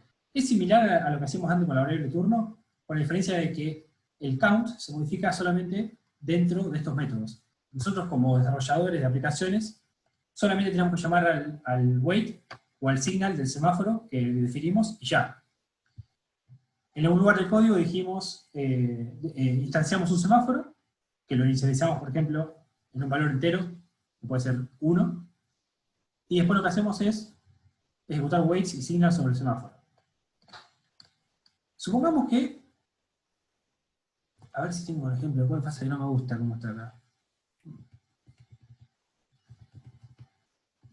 Vamos a este Toca. caso. Después, un caso en donde pueda ser un poco más claro cómo se usaría el semáforo. Sí. Ahora voy y vengo. Y si no, ese ahí lo cambiamos un poco. ¿Mismo? ¿O este? Sí, ese. No, me parece Arrancamos. que creo que queda claro igual, porque en realidad quiero dar la idea general y después sí volver a la implementación. Acá definimos un semáforo como variable de tipo semáforo y lo inicializamos con el valor 1, ¿no? Esto pasa de diferentes maneras, esta es una forma, o pseudocódigo. Le dijimos al semáforo que vale 1. 1 indica, en este caso, la cantidad de instancias que, a ver cómo podría definirlo. La cantidad de veces que cualquier proceso puede pasar por la acción crítica. Si yo pusiese otro valor acá, que lo vamos a ver más adelante, el caso sería distinto. Pero vamos con 1 primero, que es el caso particular más sencillo. Si vienen los dos hilos y hacen el weight sobre el valor 1, uno solo de ellos, porque esta operación es atómica, va a poder modificar el valor del semáforo y cuando llegue el otro, se va a encontrar con que tiene que quedarse esperando, justamente hacer un wait. Si hay un proceso que pudo tomar el semáforo y usarlo, va a poder ejecutar la región crítica, en este caso el contador. Y ahí sí va a liberar el semáforo. Cuando el hilo 1 libere el semáforo, recién ahí el proceso 2, que se había quedado bloqueado en este wait, va a poder ejecutar su decisión crítica. ¿Por qué sucede esto? Porque cuando yo le paso al wait el semáforo, que yo les dije que valía 1 cuando fue inicializado, lo primero que va a hacer el wait, este mismo wait, es el de los dos hilos. Esta implementación ocurre acá, o en cualquier hilo, puede haber n hilos. Lo primero que va a hacer esta función es decrementar el valor de count. Si estaba en 1, ahora vale 0. Y pregunta, ¿este valor es menor que 0? Si no es menor que 0, porque en este caso valía 0, si no es menor que 0, saltea el if y continúa. Ven que no hay más código acá. Y si continúa, significa que sigue a partir de la instrucción siguiente, que ya es la región crítica. Entonces el hilo 1 pudo entrar a la región crítica. Pero ¿qué pasa con el hilo 2? El hilo 2 va a ejecutar lo mismo un instante después, y como dijimos que esto era atómico, terminó el hilo 1, entró el hilo 2. Cuando entre el hilo 2, le va a hacer un decremento al valor count. Pero el valor count ya vale 0, porque el anterior lo puso en 0. Cuando yo le haga menos acá a 0, me va a dar menos 1. Y acá sí, if menos 1 menor a 0, true. Como esto es verdadero, fíjense que al proceso o hilo 2, creo que era, al hilo 2 o proceso 2, lo va a poner en la cola del semáforo. Y va a bloquear el proceso. Esta es la diferencia fundamental con los otros casos que vimos. ¿Por qué esto es fundamental? Porque supongamos que tenemos 5 procesos y un semáforo inicializado en 1. Solamente el primero de los 5 que llegue a hacer el wait va a poder tomar ese semáforo. Y cuando lo tome, el resto de los procesos que lleguen al mismo wait van a hacer decrementar este valor cada vez más a medida que se siga ejecutando, y a todos ellos se lo va a poner en la cola del semáforo. Y para colmo, esos procesos no solo van a quedar esperando que el semáforo se libere, sino que se los va a bloquear. Se va a pasar el estado bloqueado. Al sistema operativo le va a cambiar en el process control block el estado bloqueado y se va a olvidar de ponerlo en ready hasta que se libere el semáforo. O sea que esos 5 procesos que antes tenía que estar preguntando por una variable, tenía que estar pidiendo todo el tiempo CPU para ejecutar el while para ver si cambiaba el estado y demás, desaparecieron de memoria RAM, ya no molestan más. Van a estar esperando a que el semáforo se libere. Hasta que alguien incremente ese valor del semáforo.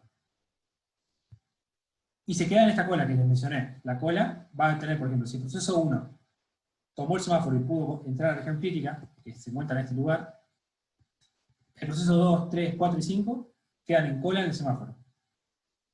Cuando el proceso 1 libere el semáforo, el proceso 1 va a ejecutar este código que está acá abajo. Fíjense este código. Se pasa el semáforo, es el mismo que está acá, ¿no? Se pasa el semáforo, se incrementa el valor, que si esto, cuando entró el segundo proceso, dije que valía -1, después vale -2, -3 y eventualmente -4. Si yo acá le sumo 1, paso por ejemplo a -3. El contador me sigue dando menor o igual a 0. Quiere decir que hay procesos en la cola. Entonces, como hay procesos en la cola, remuevo un proceso de la cola y pongo el proceso en listo. ¿Por qué? Porque ahora ese proceso que estaba bloqueado, como se liberó el semáforo, puede ejecutar. Y entonces, cuando el proceso, uno de los procesos que estaba en la cola, que ya había sido bloqueado, esté listo, va a poder ejecutar. El siguiente proceso que estaba en esta cola va a continuar con la instrucción o con las instrucciones de la región crítica. Es decir, que una vez... Sí. Pero ¿cómo sabe el proceso que tiene que arrancar? O sea, el proceso que está en cola, que quedó después del que se fue recién de la cola, ¿cómo sabe que ya puede ejecutar? El proceso no sabe. El proceso cuando hizo el wait y el wait estaba ocupado, fue bloqueado. O sea, el sistema operativo le dijo, te fuiste de acá. Lo mandó a la cola de bloqueados y no apareció Perdón, más. claro, no. Perdón, no, lo dije mal. El proceso no, pero ¿cómo sabe el sistema operativo que le toca, digamos? Porque está la cola del semáforo. El semáforo mantuvo acá, en la cola, la referencia, por ejemplo, a los PCBs de los procesos que estaban esperándolo. Si un proceso estaba ejecutando, llamó a un wait y se bloqueó, el semáforo ahora está apuntando en una cola al PCB de ese proceso.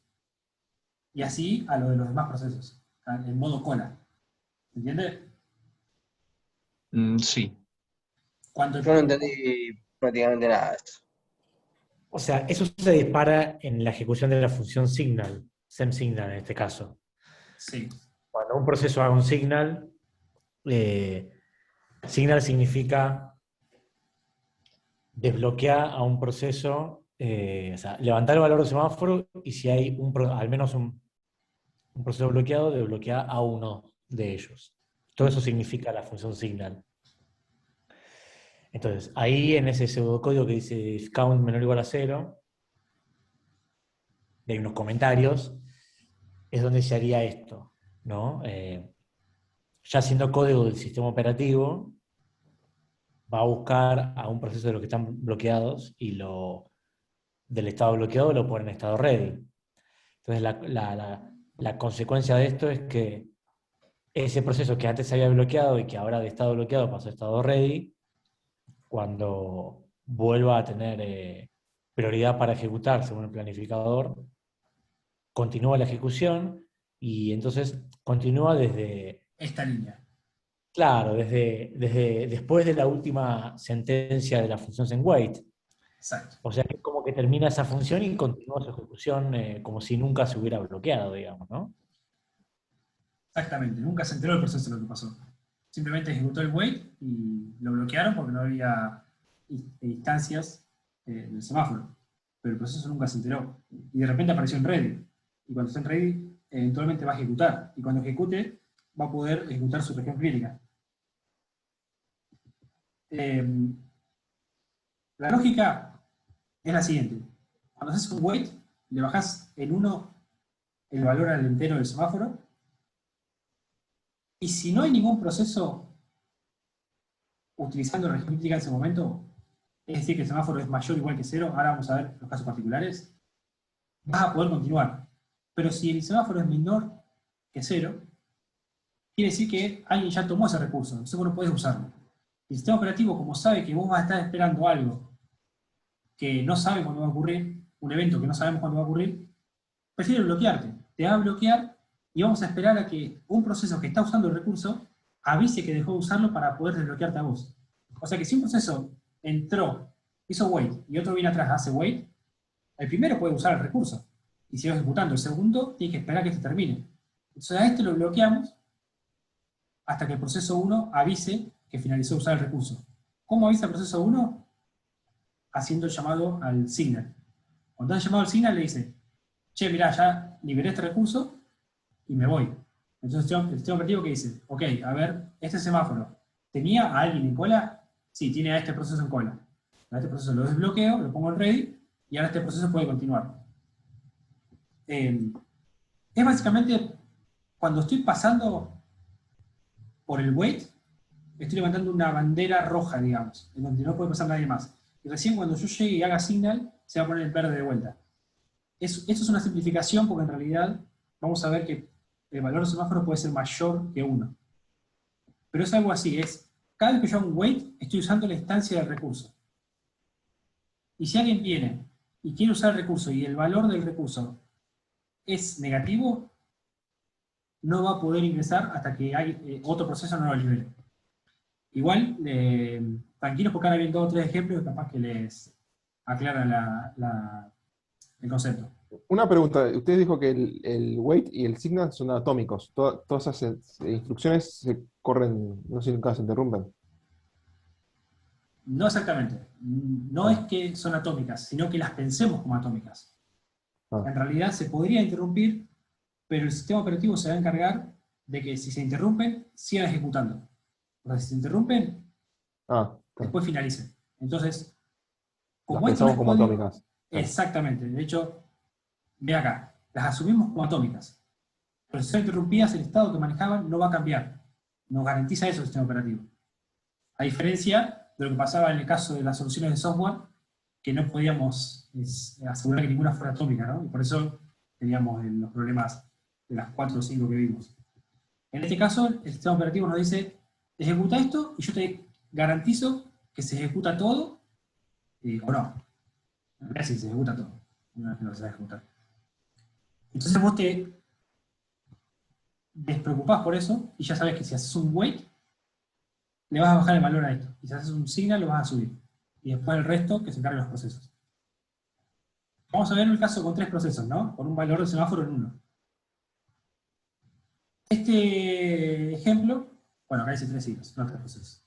Este ejemplo va a mostrar qué pasaría en tiempo real si yo tengo un semáforo inicializado en 1 y 3 hilos que ejecutan una región crítica, en donde modifica una variable que puede ser, no sé, un contador como vimos.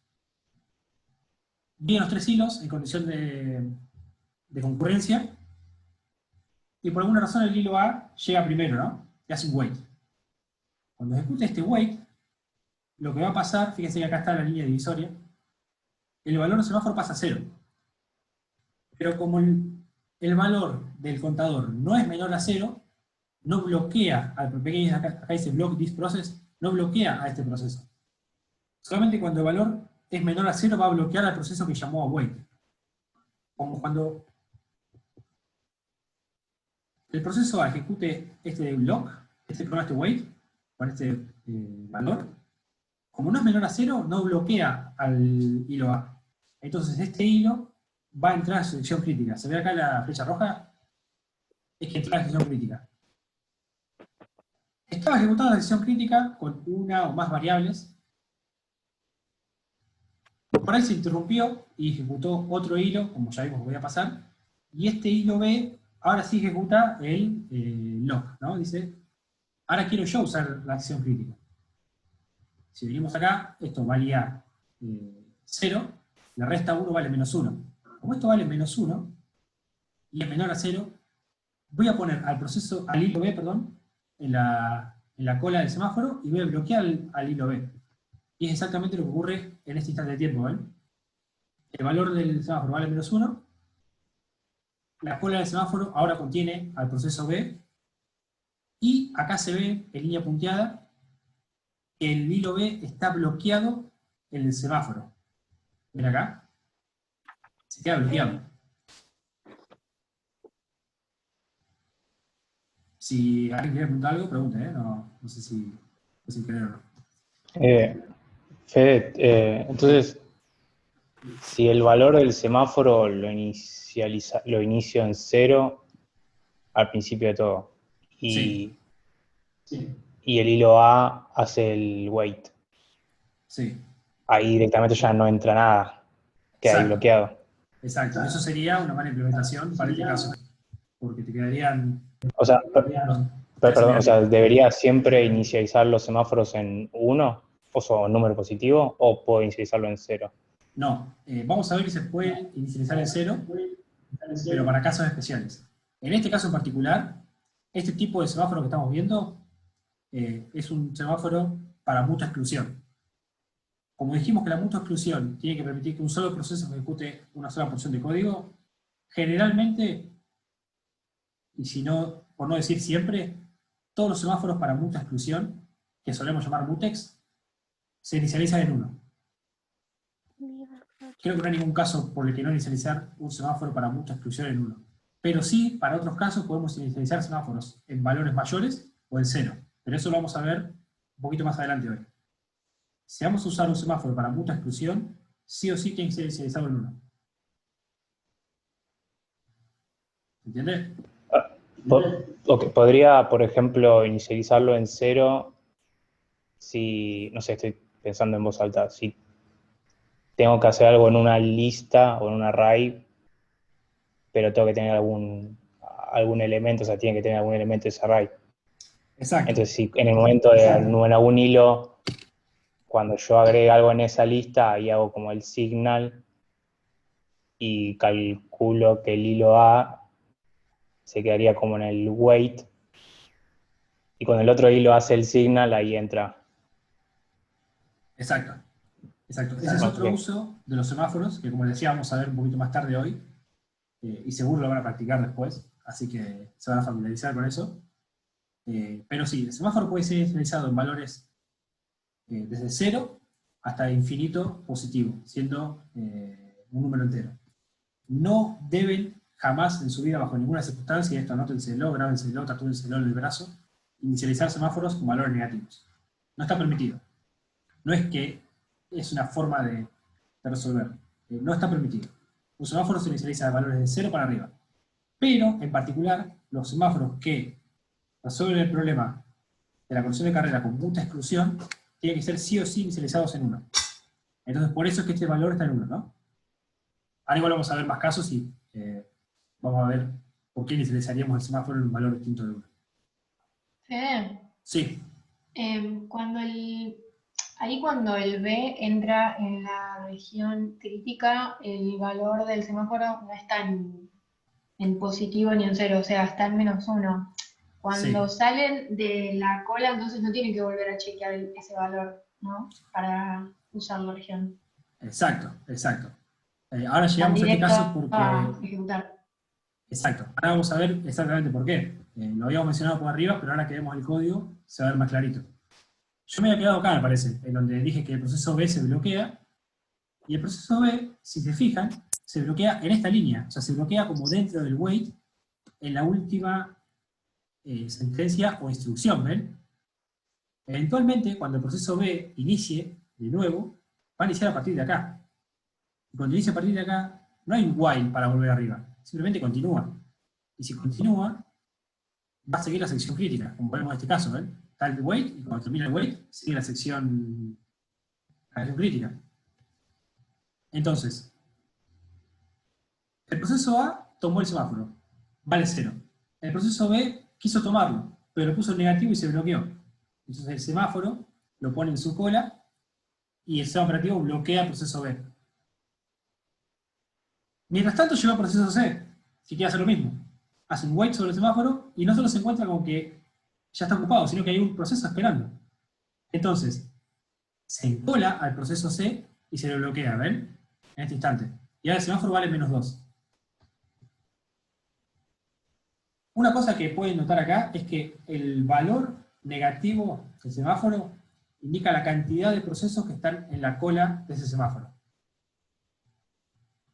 Acá hay un proceso en cola, acá hay 2, y acá vuelve a haber 1. ¿Ven? O sea, un valor negativo en un semáforo indica la cantidad de procesos o hilos esperando en ese semáforo. Tanto el proceso B como el proceso C se quedaron respectivamente en esta línea, esperando que sean asignados de vuelta a ready para continuar. El proceso A, que es el único que puede ejecutar, ¿alguien iba a preguntar algo? No. El proceso A, que es el único que puede ejecutar, ejecuta un signal. Cuando se ejecuta el signal, aumenta el contador y pregunta, che, ¿este valor sigue siendo menor o igual a 0? Y dijimos que valía -1.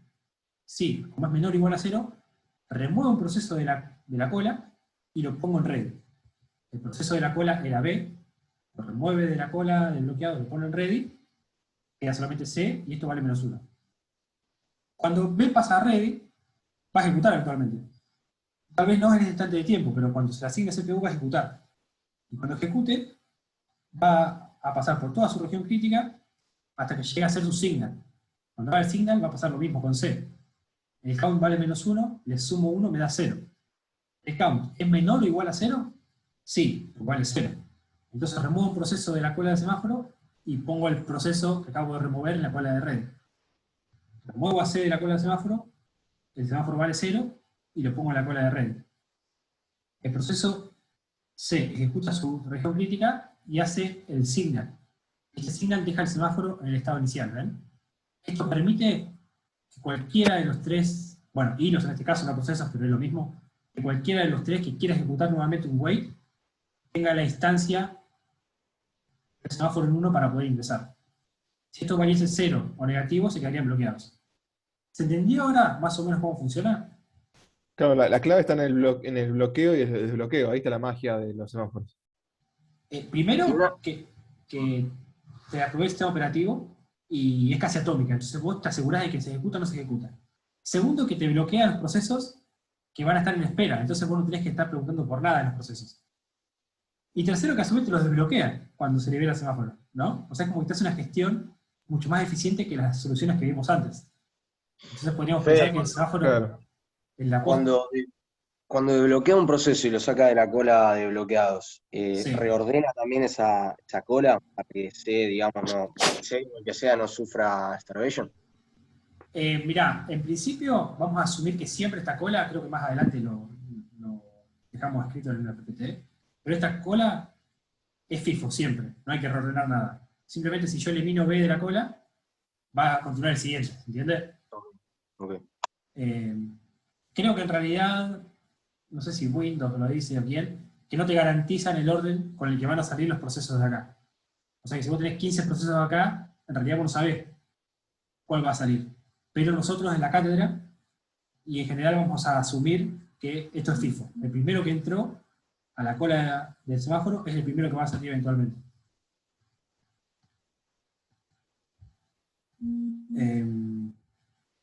Bueno, esto ya lo repasamos. A ver. Bien. Importante de esta parte, para mucha exclusión, el semáforo tiene que ser inicializado en 1. Hay que ejecutar un wait sobre el semáforo justo antes de la región crítica, y hay que ejecutar un signal sobre ese semáforo justo después de la región crítica. Con esto ya solucionamos la mutua exclusión para todos los casos que vimos antes. Si en cualquiera de las situaciones que ya analizamos usamos este approach, ya arreglamos el problema. Pero recuerden las condiciones: semáforo inicializado en 1, un wait antes de la región crítica y un signal inmediatamente después. Y ya está.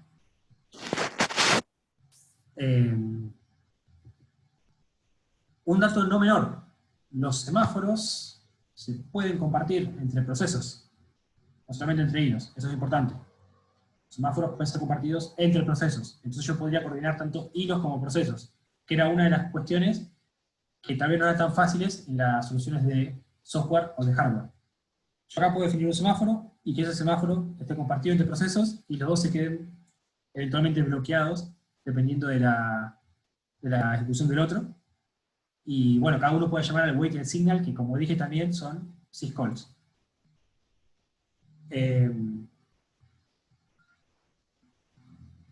Bueno, y una cosa, un detalle tonto nomás, pero vale la pena mencionar.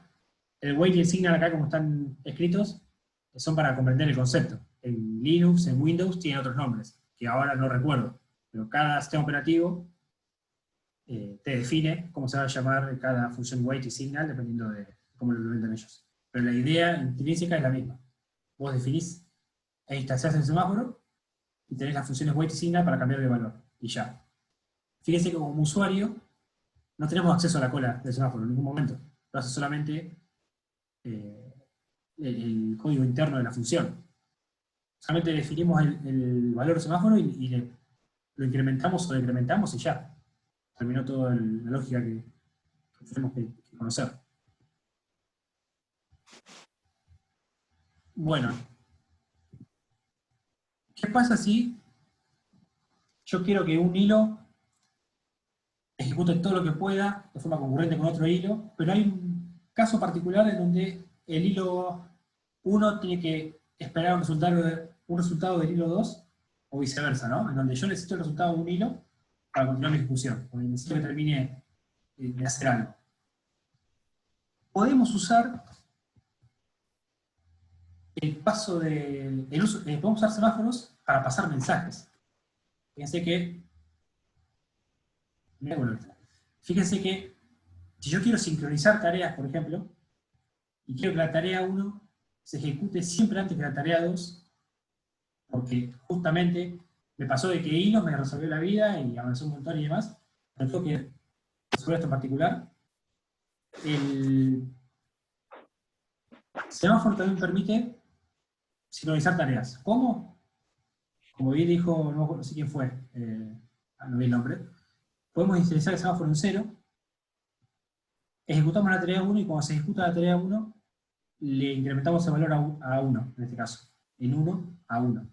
Entonces, este hilo 2, que podría haber quedado bloqueado acá, esperando que se complete la tarea 1, va a desbloquearse y va a poder ejecutar la tarea 2. Si ejecutó el hilo 1 primero, no hay drama, porque pasó el hilo 1 y ya llega. Pero si el hilo 2 venía ejecutando y quiso ejecutar la tarea 2, no va a poder avanzar hasta que no se ejecute la tarea 1. Es decir, hasta que no se ejecute este signal que está inmediatamente después de la tarea 1. Conclusión, con un semáforo podemos sincronizar tareas. Podemos reordenar la ejecución dentro de los hilos si es que nos hace falta. Una pregunta. Sí. Porque yo veo que dice semáforo, task 1 complete igual 0. Está diciendo que en realidad task 1 complete, ¿qué es un semáforo o es un entero? Esta estructura es la real. Nosotros a fines prácticos lo usamos como entero para que lo entiendan, pero en realidad sucede esto. Y se inicializa de esta manera, así. Cuando hagamos práctica y lo sigamos explicando, lo vamos a asignar como entero directamente para sacar la complejidad, ¿no? O sea, no consideramos en esto, no estamos considerando que hay una Una cola, lo que sea. Bien. O sea, bien. sabemos que está la cola y sabemos cómo funciona, pero no la instanciamos todo el tiempo para no complejizar el problema. Simplemente decimos que el valor del semáforo va a ser 0. Y ya entendemos que el semáforo internamente tiene una cola. Está bien. O sea, es que el contador vale 0. O sea, lo que Exacto. estamos diciendo que perfecto, está bien. Exacto.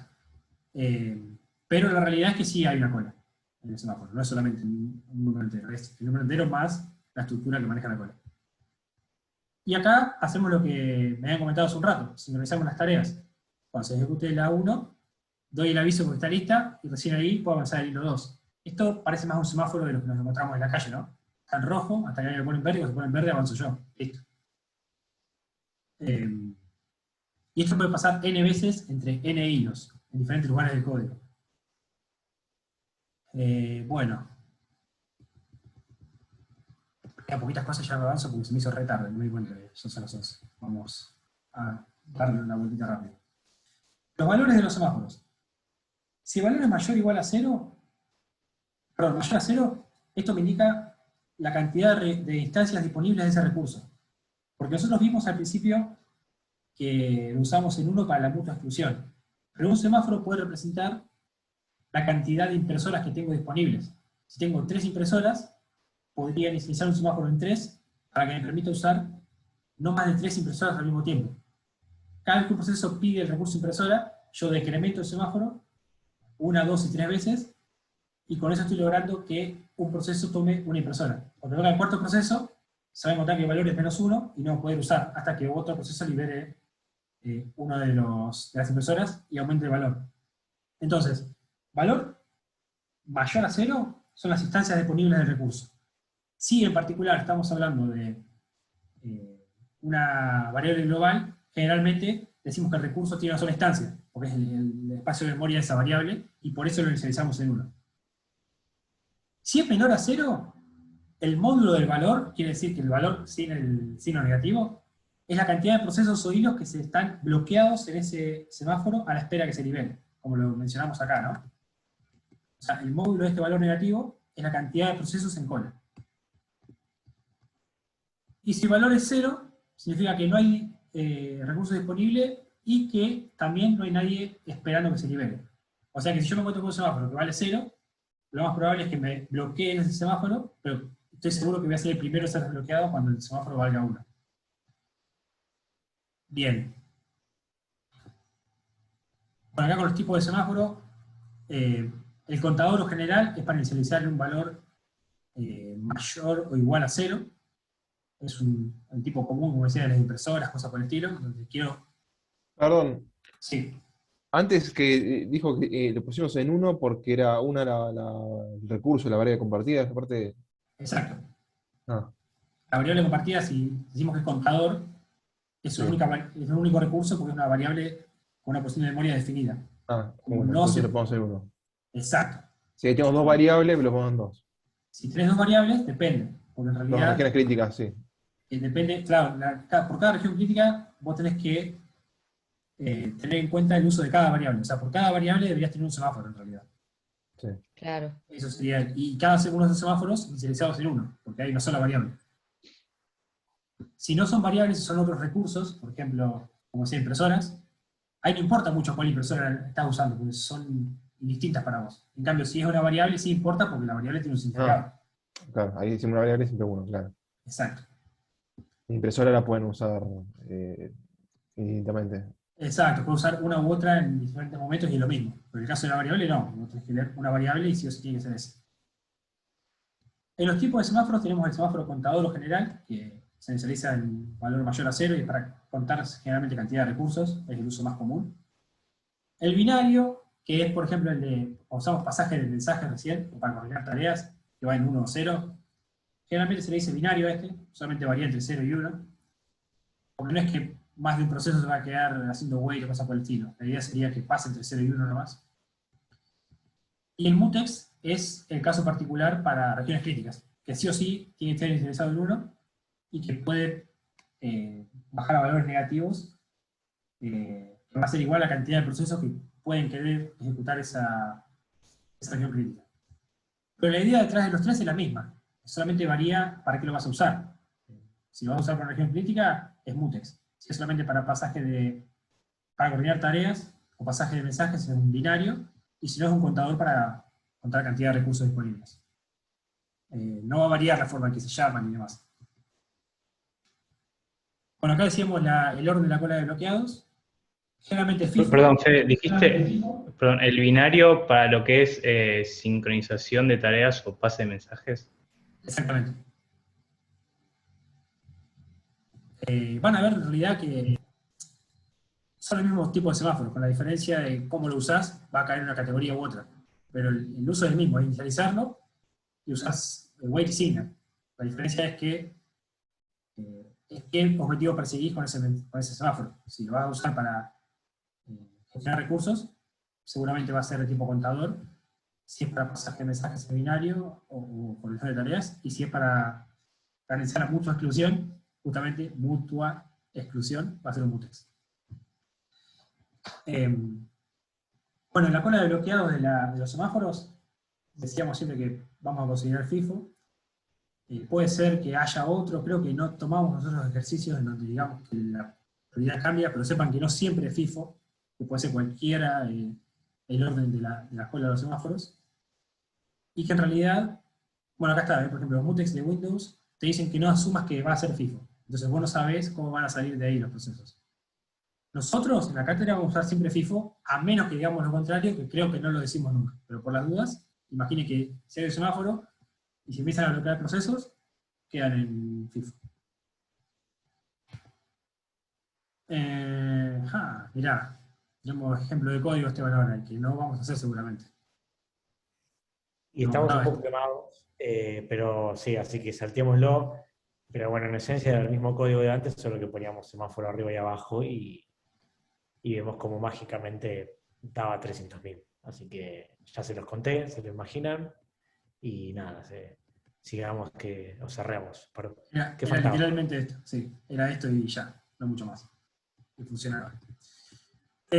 Soluciones, ¿cómo garantizamos la mutua exclusión dentro del semáforo? Para que asumamos que esto es atómico, ¿no? ¿Qué más queda aparte de esto? Esto, monitores que no voy a explicar mucho más que lo que está acá, y ya está. Está bien, listo, son solo... Dale, entonces expliquemos esto así por arriba y vamos a semáforos. Monitores. Bueno, la mutua exclusión dentro del semáforo se garantiza con soluciones de software o de hardware. La diferencia es que, como ya sabemos, el entorno en el que tenemos que trabajarlo, deshabilitar las instrucciones acá, por ejemplo, no es un problema. O, por ejemplo, tener una espera activa para un semáforo. Es decir que nosotros aislamos el problema solamente adentro de las funciones wait signal y ahí sí aplicamos soluciones de software o de hardware. Y con eso nos aseguramos de que el semáforo no tenga los problemas de condición de carrera. Así que adentro de wait y de signal se usan estas dos. Creo que el libro de Stanis menciona que usan compare and swap, por ejemplo, para ambos. Pero bueno, cualquiera de los dos. No, sí, se cerró y agrego una cosa. Ya está, no quería decir más nada de esto, ya quedan monitores. O sea, vieron cuando habían preguntado antes que este tema de que asumíamos que eran atómicas, para ahí una mejor definición sería decir que son thread safe las funciones wait y signal de los semáforos. O sea que el recurso compartido que están manipulando adentro, que es el semáforo, porque las funciones wait y signal manipulan ese recurso semáforo, lo hacen de manera tal que se aseguran que no va a haber ningún tipo de problema en la integridad del estado de ese semáforo, ¿no? O sea que, en esencia, adentro de la implementación de SendWait o de SendSignal, a veces, acá en el ejemplo se llaman SendWait y SendSignal, nosotros a veces directamente le llamamos Wait y Signal. Wait signal, sí. Pero en la implementación hay algo hecho para garantizar la mutua exclusión, ¿sí? La mutua exclusión del semáforo. Entonces, un poco lo que está diciendo ahí Fede es, bueno, ¿y qué es lo que hay ahí dentro? ¿Cómo es esa implementación que garantiza que el código ese es el safe? Y bueno, no podríamos usar semáforos adentro porque entraríamos en un problema de recursividad, ¿no? Pero vimos que había soluciones de software, soluciones de hardware, que también permitían, con cierta complejidad y con algunas limitaciones, lograr la mutua exclusión también. Entonces, internamente termina pasando eso. Por ahí da la impresión de que entonces esta solución es más compleja, pero acuérdense que los semáforos son herramientas que provee el sistema operativo. Entonces, toda esa lógica que estamos viendo dentro del wait signal ya viene resuelta. Y entonces, a la hora de hacer un desarrollo, uno simplemente llama a las funciones wait signal y ya está, ¿no? Entonces, eso es lo que lo hace más fácil de usar que las otras soluciones y más eficiente, ¿no? Porque no hay espera activa, ¿no? Como sí lo había por ahí en las soluciones de software o en alguna de hardware. Así que no nos olvidemos que, mira, andate al lugar donde usaban los semáforos Fede para la mutua exclusión. Nosotros queríamos proteger un recurso compartido, no el del código, digamos. En este caso la variable, contador, ¿no? Y para proteger ese recurso compartido declaramos otro recurso compartido, que es el semáforo, ¿sí? Que también es un recurso compartido entre los dos hilos. Y a través de estas llamadas al sistema logramos garantizar la mutua exclusión fácilmente. Este código es mucho menos propenso a errores que el otro código del turno y todo eso, ¿no?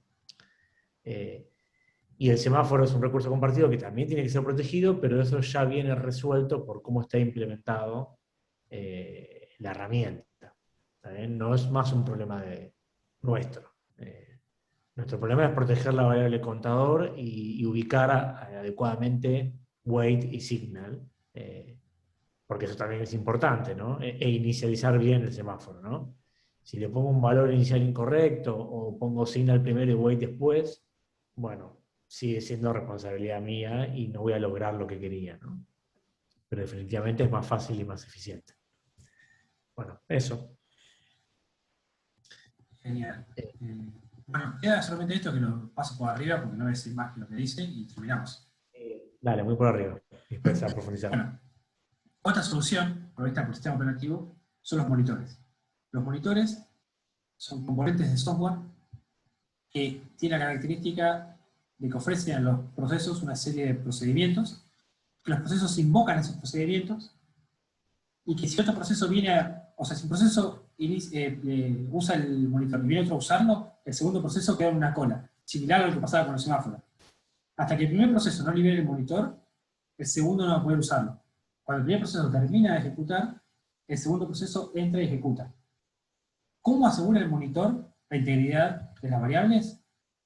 Primero que necesita un lenguaje que provea encapsulamiento, como por ejemplo puede ser Java, un lenguaje orientado a objetos. Porque las variables que van a permitir justamente evitar las condiciones de carrera, perdón, la hora me está matando, son variables privadas de la clase, del monitor, y solamente el monitor puede acceder a esos valores para modificarlos. Entonces, delegamos toda esta responsabilidad en un nuevo objeto, que va a ser el monitor, que va a recibir pedidos de procesos a través de procedimientos que el mismo monitor expone, y que después va a tener una cola para gestionar que no más de un proceso ejecute un procedimiento al mismo tiempo. Y el estado interno lo maneja el propio monitor. Y bueno, y lo que dice acá, no mucho más que eso. ¿Algo más que quiera agregar, Esteban, al respecto? Acá estoy. No. Después lean un poco más el libro. Monitores es como un tema más teórico, si se quiere, que está bueno verlo. En las notas ¿hay algo más? ¿En las notas de este slide? A ver, ya te digo. Creo que... No, dice que es más simple de usar que los semáforos. Claro, eso. Porque simplemente invocás al monitor y ya está, no tenés que llamar al weight signal, llamás al monitor y listo. Lo que sí depende de un paradigma que te provee encapsulamiento y te sirven tanto para mutua exclusión como para coordinar tareas. Claro, esas son un poco las cosas a saber. Y es común encontrar estas herramientas en lenguajes como Java, C#, y algunos otros, ¿no? Como algo que el monitor es una herramienta que es provista por el lenguaje de programación que ya viene con una plataforma por detrás. Ya no tanto el sistema operativo, sino algo todavía de más alto nivel. Exacto. Y con ese objetivo, ¿no? Ser todavía más fáciles de usar que los semáforos. Y al mismo tiempo igualmente útiles. Exacto. Así Y que resuelven las mismas problemáticas. De hecho, en el libro hay casos que resuelven los monitores que no son tan fáciles de resolver con semáforos. Así que también los invitamos a leer esa sección. Genial. Bueno, creo que logré niveles de aburrimiento impresionantes porque por primera vez estamos bajo el umbral de las 60 personas. Y no pasa nada, pero bueno. Había que terminar hoy, está bien. Y es muy larga. Si no, se nos complicaba todo. Bueno. Claro, de